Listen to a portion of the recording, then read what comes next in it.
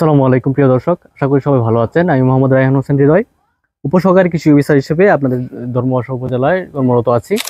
আজকে আমি আপনাদের যে গাছটি দেখাচ্ছি, এটা একটি আম গাছ, 12 মাসি আমের একটি গাছ। কিন্তু এখানে দেখতে পাচ্ছেন গামোসিস বা আঠাজোড়া রোগ, যেটিকে আমরা বলি, সেই আঠাজোড়া রোগ বা গামোসিসে আক্রান্ত।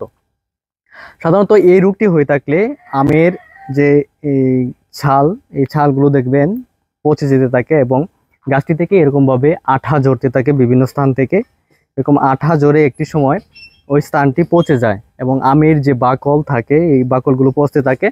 এবং সাথে সাথে কিন্তু আমের বাকল ঝরার পাশাপাশি কিন্তু দেখবেন এই গাছগুলোতে আঠা ঝরে এবং পোকা, এই যে গর্তগুলো হয়, এই গর্তগুলোতে কিন্তু পোকা অবস্থান করে এবং পোকা কিন্তু ভিতরে খেতে থাকে এবং একটি সময় দেখা যায় যে পুরো গাছটি মারা যেতে থাকে। সেক্ষেত্রে ফলশ্রুতিতে কিন্তু আমের যে ফলন মারাত্মকভাবে কমে যায়, আম গাছে কোনো ধরনের ফল আসে না, ফুল ফুল ধরে না। তো সেক্ষেত্রে আপনাদের করণীয় হবে যে আমের যদি গামোসিস বা আঠা জোড়া, এরকমভাবে আঠা জোরে দেখতে পানি যেরকম আঠা ঝরছে, এরকম আমের যদি গামোসিস বা আঠা জোড়া রোগে আক্রান্ত গাছ থাকে, সেক্ষেত্রে আপনারা যে কাজটি করবেন, আক্রান্ত যে স্থানটি থাকবে আক্রান্ত স্থানগুলো আপনারা বাকলগুলো তুলে ফেলবেন। বাকলগুলো ধারালো কোনো সিকেচার অথবা এই যে দেখেন পোকা বের হচ্ছে ভিতর থেকে, তো ধারালো কোনো বটি বা ধারালো দা দিয়ে আপনারা এটি তুলবেন, ছালগুলো তুলে ফেলবেন।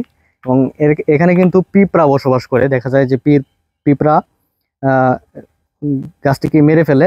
তো সেক্ষেত্রে আপনারা আঠা যাতে যেখানে ঝরে সে স্থানগুলোতে যেগুলো এভাবে মরা অংশ আছে আমের, এগুলো ছাঁটাই করে আক্রান্ত স্থানের যে বাকল সেগুলো তুলে ফেলে দিবেন। এবং আপনাকে অবশ্যই কপার অক্সিক্লোরাইডগুলো দিয়ে আপনি পুরো গাছটি ভিজিয়ে প্রতি সপ্তাহে একবার করে স্প্রে করে রাখেন। এবং এই যে পোকাগুলো দেখতে পাচ্ছেন, বিভিন্ন পচা যে অংশগুলো আছে, এই পচা অংশগুলোতে কিন্তু পোকা আক্রমণ করে। এই পোকা যাতে না থাকে সেই ক্ষেত্রে সাইপারমেথ্রিন গ্রুপের কীটনাশক পাওয়া যায়। এই সাইপারমেথ্রিন গ্রুপের কীটনাশক যদি পুরো গাছটি ভিজিয়ে প্রতি সপ্তাহে একবার করে স্প্রে করে রাখেন, তাহলে যে এই যে আমের গামোসিস রোগটি দেখতে পাচ্ছেন, এই আমের গামোসিস কিন্তু বা আঠা জোড়া রোগটি কিন্তু থাকবে না, ধীরে ধীরে গাছটি সুস্থ হয়ে যাবে। তো প্রিয় দর্শক, আপনাদের আম গাছে যাদের এরকম আঠা জোড়া রোগ আছে, তো আপনারা এই পদ্ধতিতে কপার অক্সিক্লোরাইড স্প্রে করবেন প্রতি সপ্তাহে একবার। এবং সাইপারমেথ্রিন গ্রুপের কীটনাশক এই জন্যই স্প্রে করবেন, এই যে পচা কর্তিত অংশগুলো আছে, এই পচা অংশে কিন্তু পোকা বসবাস করে। তো ভিতর থেকে পোকা যখন খাওয়া শুরু করে, সেক্ষেত্রে কিন্তু গাছটি ধীরে ধীরে মারা যেতে থাকে এবং গাছে কোনো পুষ্টি পৌঁছায় না উপরের দিকে। সেক্ষেত্রে পোকাকে ধ্বংস করতে হলে অবশ্যই আপনাদের সাইপারমেথ্রিন গ্রুপের কীটনাশক দিয়ে গাছটি ভিজিয়ে, পুরো গাছটিকে ভিজিয়ে স্প্রে করতে হবে। সেক্ষেত্রে কিন্তু আপনার আম গাছটি ধীরে ধীরে সুস্থ হয়ে উঠবে।